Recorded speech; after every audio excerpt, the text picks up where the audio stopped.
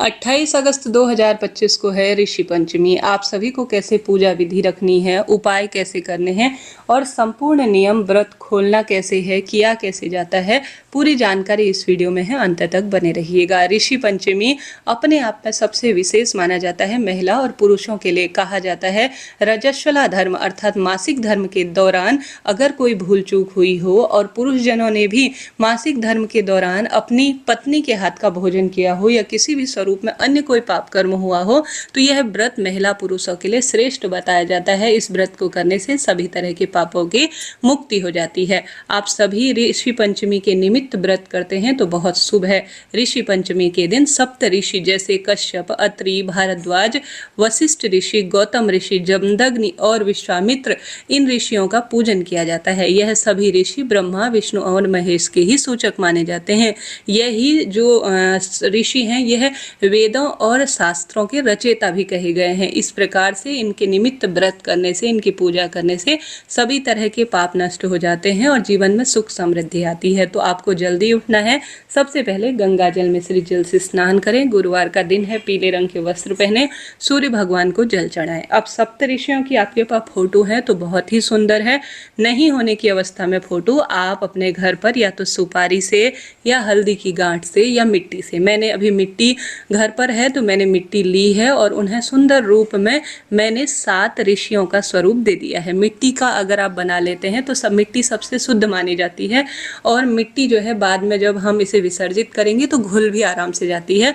तो आप 7 ऋषियों का ध्यान करते हुए, सप्त ऋषि जो मैंने जो बताए उनका नाम आपको याद है तो बहुत बढ़िया है, नाम याद नहीं रहता है तो सप्त ऋषियों की जय कहते हुए, ओम श्री गणेशाय नमः कहते हुए गणपति गजानन को आप पास में रखें। सप्त ऋषियों का निर्माण कर एक कोई भी चौकी पर या किसी भी पट्टे पर फूल का आसन देकर या हल्दी उस पर लेपन कर साथ में सप्त ऋषियों के साथ एक जो है सप्त माता भी जो है ऋषि, जो सप्त गुरु ऋषि होती हैं वह भी बनाई जाती हैं, जिन्हें अरुंधति माता कहा जाता है। तो उनका भी स्वरूप आप बना लीजिए। सबसे पहले आप जिस स्थान पर बैठे हैं वहां पर साफ स्वच्छ कर लीजिएगा और सप्त ऋषियों का ध्यान करते हुए सबसे पहले जल का छीटन आप सप्त ऋषियों पर करें।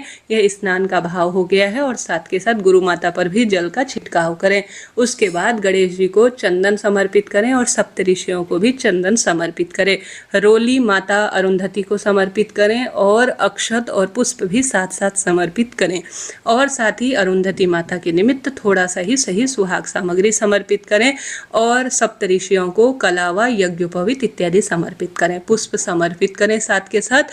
और जो भी आपसे बन पड़े फूल पत्ती, इससे अधिक आप वस्तु समर्पित करना चाहते हैं तो वह भी समर्पित करें और साथ के साथ जो दीप देवता है उन पर भी हम रोली, चंदन, मोली समर्पित करेंगे।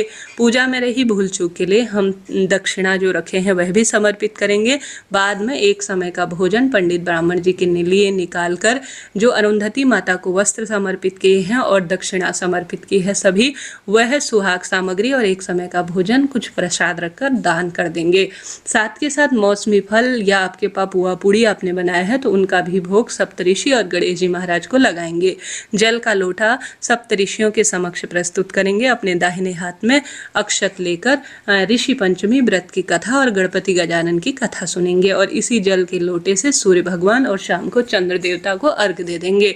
इस तरह से सरल सी यह पूजा होती है। भूल चूक के लिए क्षमा प्रार्थी हो जाएंगे सप्त ऋषियों का ध्यान करने मात्र से। और यहाँ पर आप अपने गुरुजन की भी फोटो रख सकते हैं। आपकी पूजा संपन्न हुई। सरल छोटी सी पूजा होती है। पूजा के अंत में एक दूसरा दीपक और या कपूर या उसी दीपक से आप सप्त ऋषियों की आरती गा लीजिए। आरती नहीं आती है तो उनका सिर्फ ध्यान कर गणेश जी महाराज की या गुरु जी की कोई भी आरती होती है तो वह गा ली जाती है, जो कि अपने आप में अद्भुत है। ऋषि पंचमी की सुबह पूजा का समय 11:05 से 1:39 के आसपास रहने वाला है। इस समय आप पूजा पाठ करें और भाग्य की रेखाओं को प्रबल करें।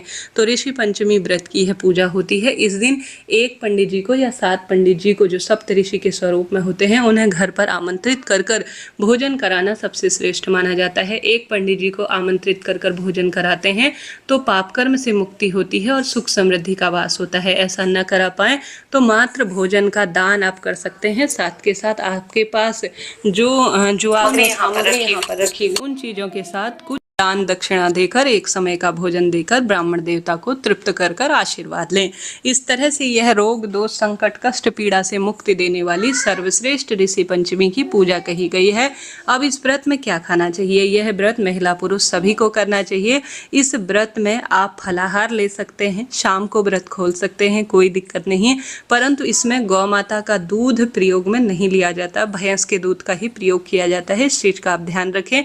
ऋषि पंचमी के दिन यह भी ध्यान रखा जाता है कि अन्न जो है, आप सभी को जो हल से जुता हुआ अन्न है उसका भी प्रयोग नहीं करना होता है। तो दूध और हल से जुते हुए अन्न का प्रयोग नहीं करना, बस साधारण सरल तरीके से आप फलाहार ले सकते हैं, भैंस के दूध का सेवन कर सकते हैं। तो इस तरह से यह जानकारी थी। इस व्रत को कई भक्तजन शाम को खोल लेते हैं, कई भक्तजन सिर्फ फलाहार पूरे दिन रात रखते हैं और दूसरे दिन इस व्रत को खोल लेते हैं। आरती करने के बाद 3 बार जल जो है जरूर घुमाइएगा आरती के ऊपर से। भूल चूक के लिए क्षमा प्रार्थी हो जाइएगा। इस तरह से आपको यह कार्य करना है।